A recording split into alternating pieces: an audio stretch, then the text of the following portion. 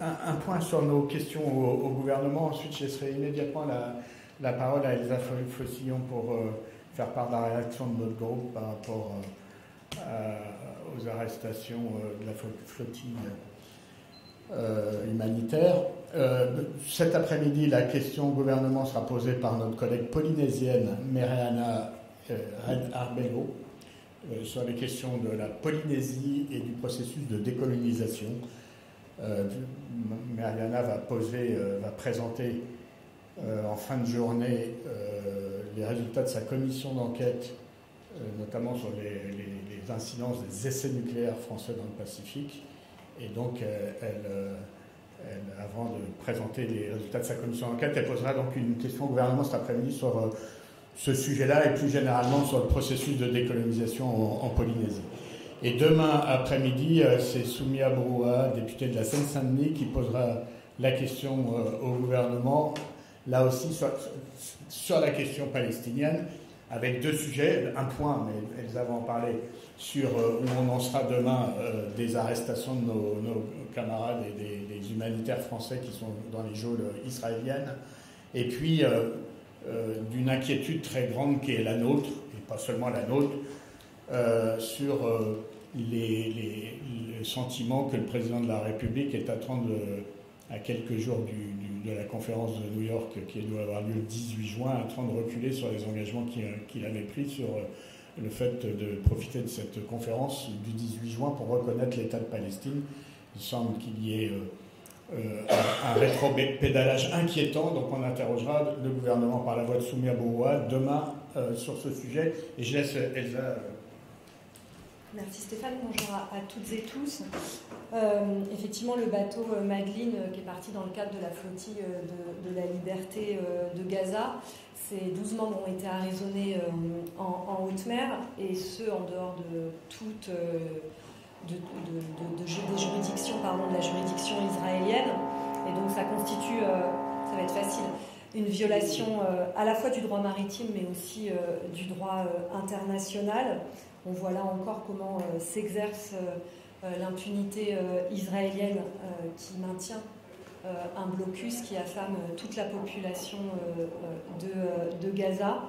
Nous interpellerons demain à nouveau le ministre des Affaires étrangères parce qu'il faut tout faire pour arrêter cette frénésie destructrice, parce que nous voyons aujourd'hui trop d'États encore qui sont absents ou complices de ces massacres et du génocide en cours, et que pourtant dans le même temps, et j'étais hier soir place de la République, nous voyons combien partout les rassemblements grossissent, combien la dénonciation de l'horreur qui est vécue à Gaza se fait de plus en plus grande chez les peuples, y compris chez le peuple français. Et cela rentre en discordance totale avec les actes, ou le peu d'actes en tout cas, et même les discours produits par le gouvernement français, qui semble avoir été très lent pour intervenir auprès des 6 arrêtés par Israël, puisque le consul a été le dernier à venir visiter celles et ceux qui ont été arraisonnés en haute mer. Et que nous ne les entendons pas demander une libération sans condition par le gouvernement israélien, puisque vous avez vu que certains d'entre eux sont déjà, non pas chez les Français, mais chez les autres nationalités, certains d'entre eux sont déjà vers le retour, sauf qu'il y a une condition qui leur a été demandée, c'est de signer un papier disant que ce qu'ils avaient fait jusque-là était illégal, c'est-à-dire que d'être sur la flottille constituait un acte illégal. Eh bien non, nous ce que nous demandons, c'est une libération sans condition, à la fois évidemment des 6 ressortissants français, mais des 12 qui, pour nous en tout cas, font l'honneur à la fois du droit international, et des 6 l'honneur de la France.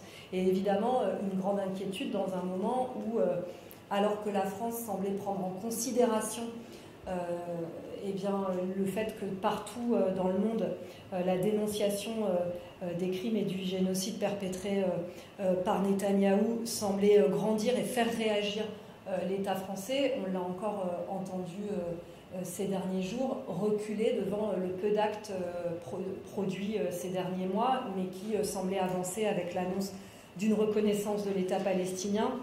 J'avoue que l'argument constituant à dire qu'on ne va pas le faire seul, je ne pourrais pas dire qu'il est risible vu l'horreur de la situation, mais enfin on rappellera que 147 pays ont déjà reconnu la Palestine et que la France semble vraiment une des dernières à apporter son soutien à un peuple qui subit une extrême souffrance.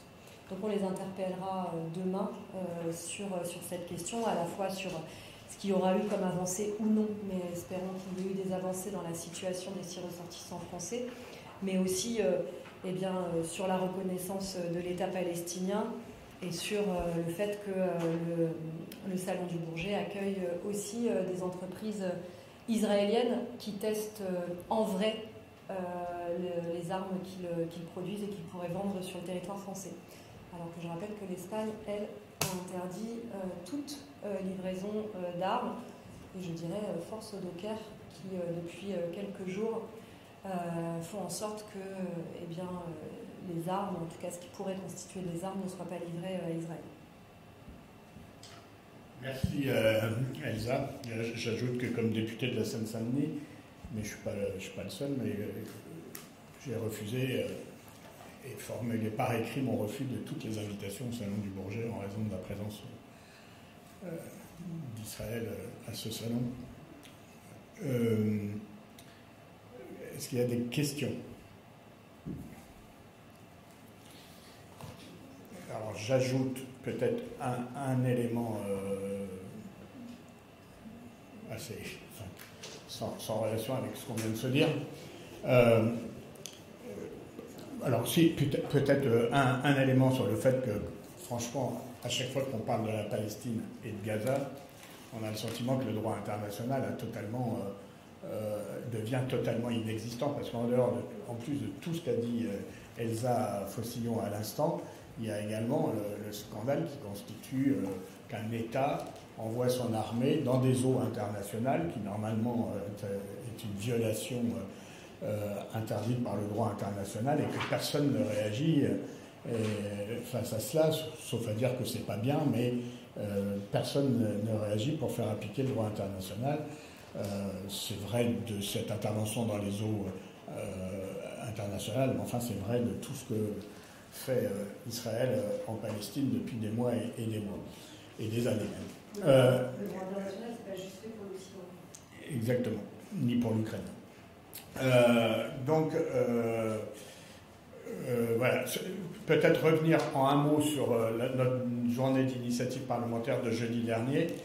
On a fait voter 5 textes, donc on est plutôt satisfait, dont la résolution pour l'abrogation de la réforme des retraites, l'allocation pour le premier enfant, l'encadrement des loyers dans les Outre-mer, une résolution sur la double dette de Haïti, qui est un sujet extrêmement important sur lequel on reviendra. Bien évidemment, la résolution sur l'abrogation de la réforme des retraites, nous y reviendrons. Nous avons dit au gouvernement, je l'ai dit à la ministre, nous l'avons redit, que suite à cette résolution, il nous semblait que le gouvernement avait 2 possibilités, soit le gouvernement annulait et abrogeait cette réforme, soit le président de la République convoquait un référendum, mais qu'en dehors de ces 2 options que nous mettons sur la table, il y aurait des suites qui seraient données par notre groupe si jamais l'une ou l'autre de ces options n'était pas retenue. Et donc, on reviendra vers vous dans les jours et les semaines qui viennent sur le sujet, mais ce n'est pas dans notre tempérament de lâcher l'affaire, si je puis dire. Ça se traduirait comment? Parce qu'il y avait des manifestations de CGT, qui apparemment n'ont pas beaucoup de succès. Est-ce que vous continuez à appeler à manifester? On discute avec l'intersyndicale. Il va y avoir beaucoup de choses autour des retraites. Il y a d'abord le rapport du corps qui a fuité, alors même que les partenaires sociaux qui sont dans le comité d'orientation des retraites n'avaient pas encore débattu de ce rapport. Donc on est vraiment sur des méthodes détestables et de passage en force inacceptable de la part du macroniste qui préside maintenant le corps Gilbert Sette. Donc on va voir cette semaine comment, je crois que la réunion du corps est aujourd'hui ou demain, Donc on va voir comment les syndicats vont réagir à cette fuite intempestive, puisque le rapport du corps, contrairement à ce qui a été dit dans la presse ces derniers jours, c'est un rapport qui, comme tous les rapports, met à plat la situation, confirme la solidité du modèle par répartition, confirme que la France ne consacre pas plus de moyens aujourd'hui qu'hier pour financer les retraites, c'est-à-dire 14% de son PIB, et que le sujet sur le déficit du système de retraite, il est lié à la diminution des recettes qui sont principalement dues aux exonérations de cotisations sociales. Donc de ce point de vue, il y a rien de nouveau sous le soleil. Il y a devant l'Assemblée, devant les partenaires sociaux, des choix politiques qui doivent être faits, et nous ne demandons rien d'autre que de pouvoir discuter et voter des choix politiques qui doivent présider à l'évolution de notre système de retraite et à son équilibre et à la pérennité du système par répartition, au moment où on sait que beaucoup voudraient affaiblir le système actuel pour ouvrir la porte à la capitalisation. Donc voilà où on en est sur le sujet. Donc on va continuer de discuter avec l'intersyndicale, on va continuer de discuter avec les collègues, mais il va également y avoir dans les jours qui viennent la fin du conclave. Ce qui est certain, c'est que le débat sur les retraites et la réforme Borne-Macron de 2023, les Français ne l'ont pas oublié, les Français n'ont pas tourné la page, les Français placent toujours cette réforme des retraites au premier rang des sujets qu'elles souhaitent voir venir par référendum, si demain il doit y avoir un référendum. Donc ce sujet est toujours sur la table et nous entendons bien continuer de nous battre. On verra par lesquelles voies et moyens on utilisera. Voilà. Pas de questions, donc à bientôt.